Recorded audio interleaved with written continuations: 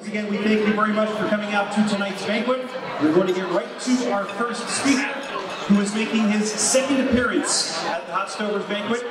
He was signed by the Pirates as a free agent in 1969 out of Marietta College in Ohio, which also produced former Philly Terry Mulholland.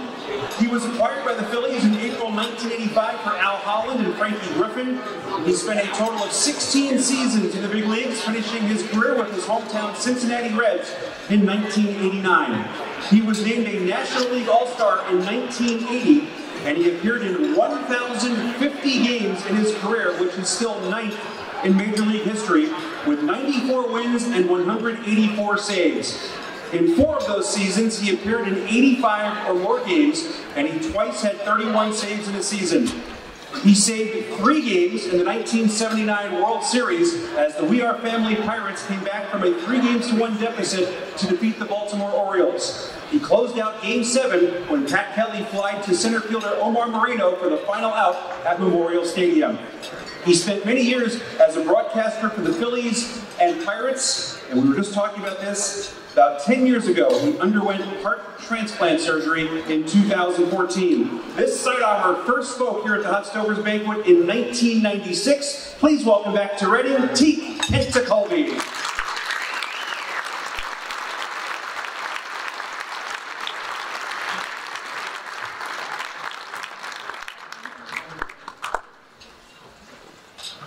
Thank you very much.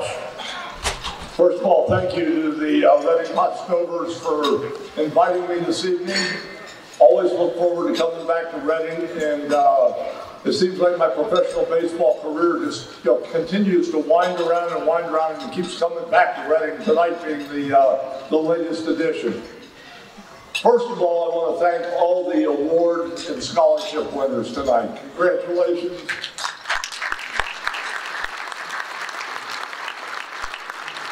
What the Hot Stovers do in supporting amateur sports in the Reading area is second to none. So congratulations to all of those of you who have worked so hard and were able to win the awards and the scholarships. Congratulations.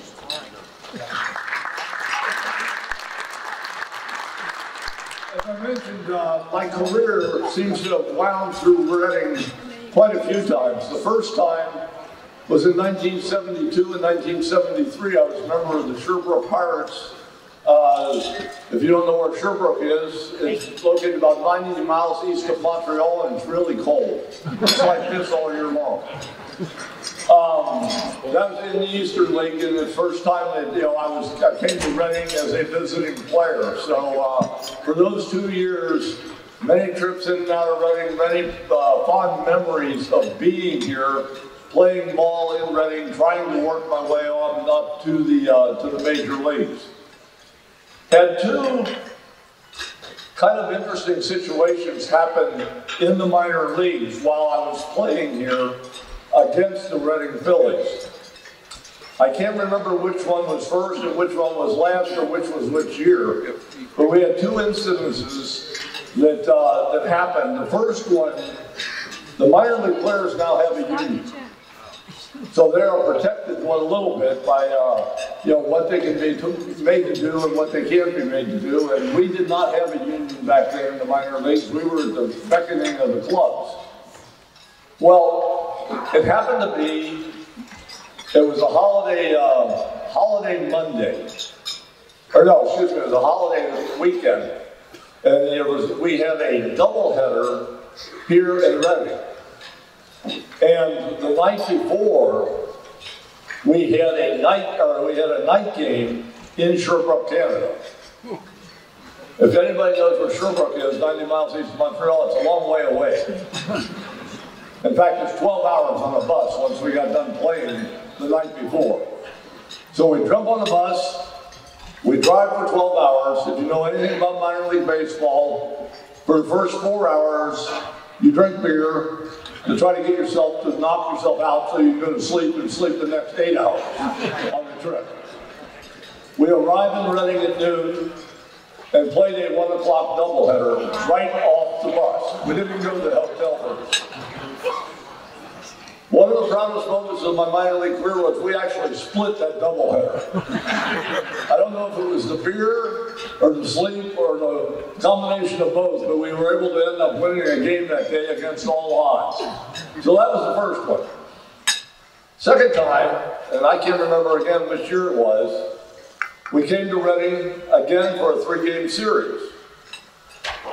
You may be able to remember back, there was a flood in Reading and the ballpark was flooded. Couldn't play.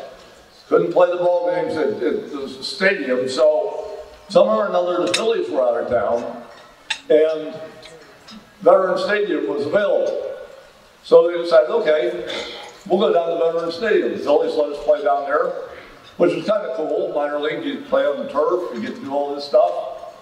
Of course, it's also the minor league, so we're not going to move it downtown Philadelphia and stay in one of those expensive hotels. We're staying in one here in Reading that was, $19.95 a night, and buses back and forth every day. But we're playing a 3-game set, and we go to Philadelphia 3 days in a row. Nobody in the ballpark. The Pirates at the time, we were the Sherbrooke Pirates, so we wore the old Pirate uniforms. The Reading Phillies uniforms were pretty much the same as the Philly uniforms, with the script R on it instead of the P. So we kind of looked like the big league guys, but obviously we weren't. Well, the Phillies must have opened the gates, and there was probably 40 or 50 kids in the ballpark, running around, asking us for autographs, thinking that we were major league players. Now, there's only 40 kids in the entire ballpark. The Phillies must have been going really bad at that time, because they thought this was a Phillies home.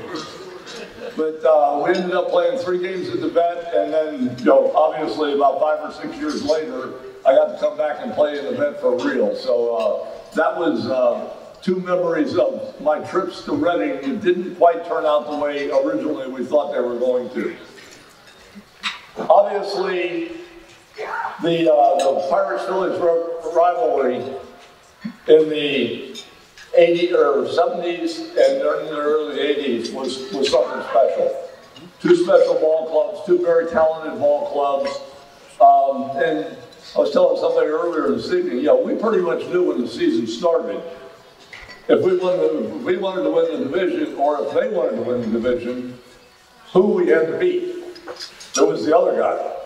The other teams really didn't matter. We had to play them all, and we'd beat them when we can. But we had to beat the Phillies. If you were the Pirates or the Phillies, had to beat the Pirates, and had some epic battles. I know I didn't come up to the big leagues until '75. We won the division in '75. The Phillies ended up winning it in '76, '77, and '78. 2 of those years, we won 97 games, and I think it was 97 and 96. The Phillies won 101.